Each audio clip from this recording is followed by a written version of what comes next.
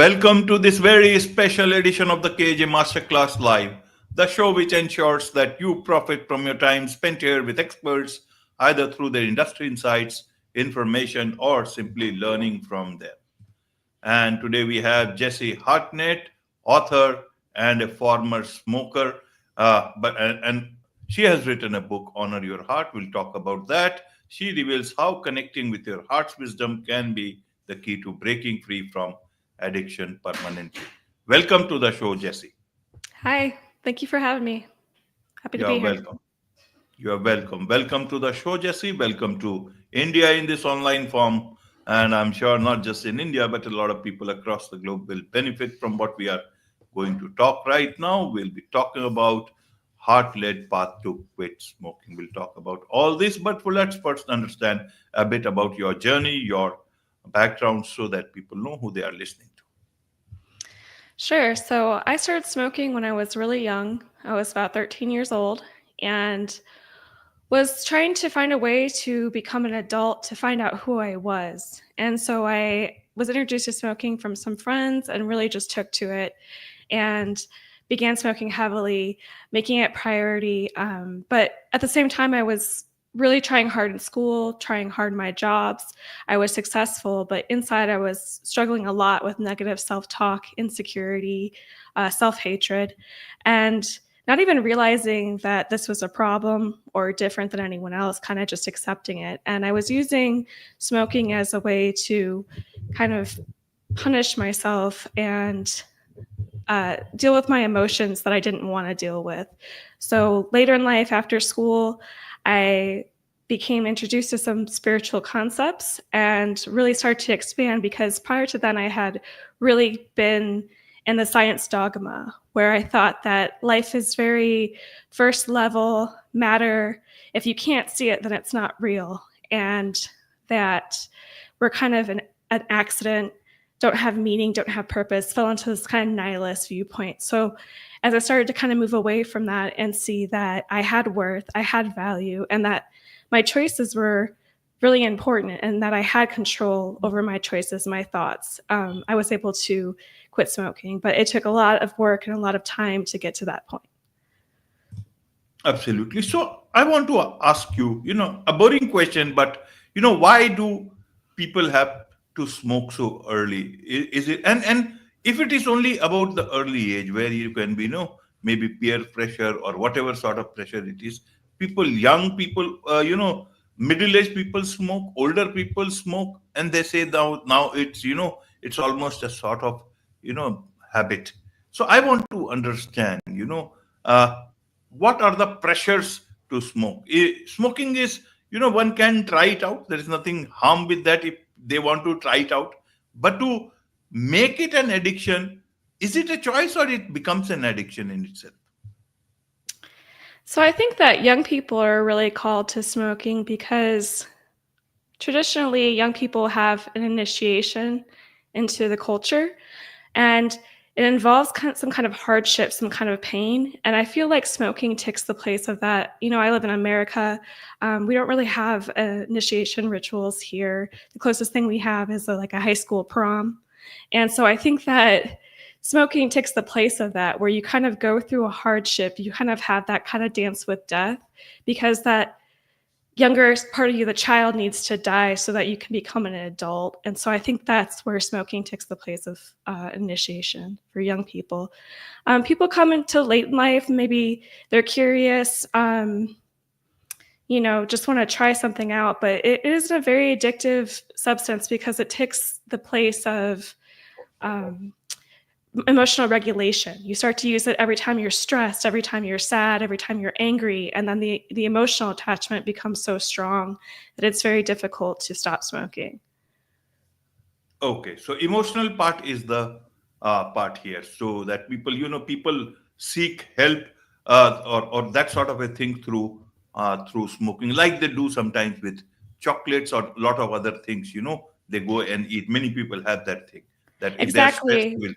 But there's kind of a myth about smoking that or I shouldn't use the word myth because it's basically a lie. It's very good marketing that smoking is a stress relief. because it doesn't make any sense. It's a stimulant, and your heart rate is going to go faster, your stress hormones are going to surge. It's not a stress relief, but that has been told so often that people really just take on that belief, and it's not true. So a lot of those false beliefs can lead people to lean on smoking, to try smoking, and to stick with smoking. Right. So smart marketing, be that as it may, people have to make that choice. What is the trend nowadays? Means, if I understand, a lot of youngsters do not want to get into these things, and some people, but the rate may have gone down. I don't know. Means, I'm not so much in touch with the young generation in that sense. But if you have any idea. Well, overall, the trend is going down, thank goodness. But I am seeing a lot of surge with younger people trying smoking and getting addicted. Um, we call them Generation Z. It's becoming kind of a fad now with celebrities and things like that. And then also the vaping has gotten really intense. I didn't vape myself, but it seems like a very kind of similar addiction pattern. The book that I wrote, Honor Your Heart, I wrote it about smoking cigarettes because that's what I did, but it really applies to any addiction at all. So vaping fits into that kind of pattern, that negative thought pattern. Right. Lots of new forms of smoking, vaping. I don't know. Means this can be. I used to smoke sometimes, but that is out of fun. Means I never bought a pack of cigarette or anything because that was the promise I made to myself. One or two cigarettes here, one drag here and there, but not beyond that. So Good and idea. and that never became an addiction. But then everyone has their own way of looking at life, looking at things like this. You talk about using your heart to overcome addiction. Tell us about here, because cigarette impacts a lot of smoking impacts your heart a lot, and you talk about using our heart to overcome addiction. Help us understand what you mean by that. Also, your book is Honor Your Art, so whatever you want to quote from your book. Right. So I was trying to use willpower and use my mind to be strong enough to resist cravings. And I tried that for years and years and years, and it never worked because I would always rationalize in my brain. It seems completely ludicrous, but I'd make some excuse, some workaround that I could reason myself out of sticking with stopping smoking. And so when I started diving into spiritual principles and practices, I realized that my mind, it's very busy, and we're supposed to use it as a tool. It's not something that's supposed to run our lives, because inside of us is this calm and steady center that knows exactly what to do, that has wisdom, has intuition. And if we can quiet our loud, busy, chattering mind, which does that for our survival, it's planning, it's organizing, and those are good things. But when you just fall into that, you really can miss out on your own life. You can become kind of crazed, obsessed, and not really get in touch with who you really are, that calm, centered, confident self that makes us so unique. So that's why I advocate using the heart, because the heart is where that wisdom comes from, that intuition. And to listen to it, we have to be quiet and still. And that's very hard in modern society. But if you try, you can start getting a sense of what's right and what's wrong, what your choices should be. So if you feel overwhelmed, you feel lost, you feel confused, you can turn to your heart to figure out what path is right for you. And you just feel it. And once you start to practice that, it kind of becomes a second nature, where you don't have to rely on your mind, which is taking in so much information all the time, and it's conflicting information. So it's a lot easier to rely on yourself if you have that self-awareness. Right, Jesse. So tell us a bit about your book. Who is this book for? How have you dealt this issue of leaving smoking, overcoming smoking addiction in that book? Are there any ways people can get started, or is it just the heart? Does it work like that? Yeah, so it's a really short book. I made it mercifully short so that you don't have to spend a lot of time on it. There's no rules about when to quit. It's kind of just tapping into yourself so that you can get to know yourself better and figure out what's driving you to smoke. Because I was smoking on autopilot for so many years. I wouldn't even understand why I was compulsively lighting up. And I would think of myself like, oh, I must be a bad person. I must be a weak person. And then I started to pay attention to the thoughts, and they were so harsh and negative. And I realized that that was definitely tied to my smoking. Every time I had a negative thought about myself, I wanted to smoke. So that's the starting point, is you want to start paying attention to your thoughts and realize that they're not just a given. You've become in this pattern, but you can break the pattern, and you have choice over what thoughts you listen to and give into, or how to change your beliefs about smoking, about yourself, about your place in the world. And there's kind of different processes that you can go through to do it. It can be hard, it can take time, but that's what I kind of walk through in my book, is how to change those patterns and those beliefs so that you can treat yourself with respect, and that will help you just want to quit smoking naturally. Of course. You talk about, spirituality, the role of spirituality here. Uh, what role can the spiritual part of you play here? How did you take help of spirituality? Did you go to spirituality because you knew that it will help, or did spirituality come to you? It absolutely came to me. I wasn't looking for it at all. I just happened to be in the right place at the right time, and someone spoke to my heart, and I just felt so curious and excited and relieved that there might be more to life than just paying bills, and that I might have value as a person instead of just, a worker or a daughter, all the roles that we play, that there's something in me that is meant to be expressed in the world and has value. And that's what really got me excited, is just how much that meant to me. And it was slow going into. I started doing yoga and meditation, and I was given an affirmation, "You are divine." And when I heard that, I was completely disgusted. I was like, "What? Me? No way." It was very hard for me to take that on, but I just kinda did it slowly and small, and then really was able to step into my power and my worth. Right. You also talk about, self love, use of self love in breaking addictive habits. Nowadays, there is a lot of talk about self love. People understand. 10 years before, this word did not, was existing in a different form altogether.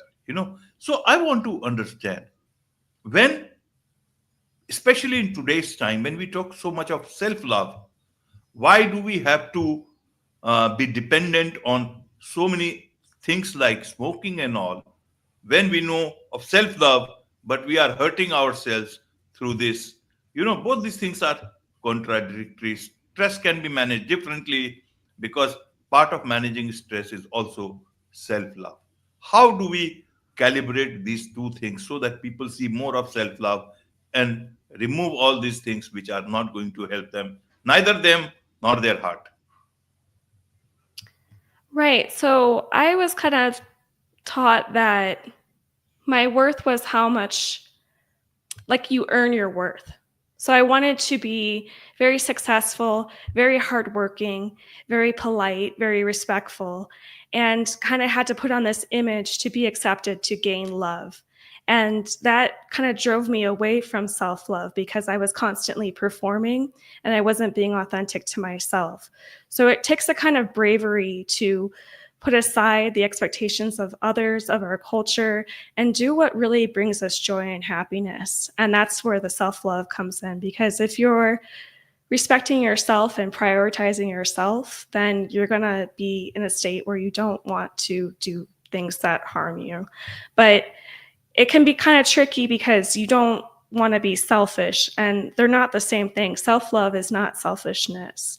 Um, and it's important, I have to remind myself this all the time as a mother, that it's important to prioritize yourself, because if I put myself last again and again and again, and my daughter first, then I get run down, I get resentful, and I'm not showing up as my best version of myself to support her. So I need to take that time to take care of myself, to be there for other people. So I think that's kind of a way to look at it if you have a hard time putting yourself first. Right, right, Jesse. So one last thing is, if you can put it your all your wisdom about these things, put it in one small point, especially for the younger generation, what would you like to tell them about smoking, about that it's not that fun, that there is nothing in it? Listen to your, what's the one thing you would want to tell them? I would want to tell you that if you're living a kind of life where you feel unhappy and that you need to hurt yourself and you feel like you have to live your life this way, that there are other options for you and that you can expand yourself, that no matter what kind of things are going on, that you can find joy and happiness within you. You don't have to find it outside of yourself. And if you can reach that, then you're able to kind of figure out who you are and what you need, because cigarettes are often replacing a need. And when you're craving that cigarette, maybe you're craving something else. You're craving companionship. You're craving a rest, time to rest. You're craving relaxation. And you can find all those things that you need without smoking. Absolutely, there is much to understand from you, Jesse, about these things, from you, from your book, and I'm sure a lot of people would want to connect with you. What's the best way for them to do so, Jesse? Well, you can find my book at honoryourheart.net. And I'm also on all the social media platforms. I'm on TikTok, I'm on Instagram and YouTube, and you can search either Jessi Hartnett or Honor Your Heart to find me there. Wonderful. With this, it's a wrap on this very special edition of the KJ Masterclass Live. Thank you so much indeed for joining us. Thank you for having me.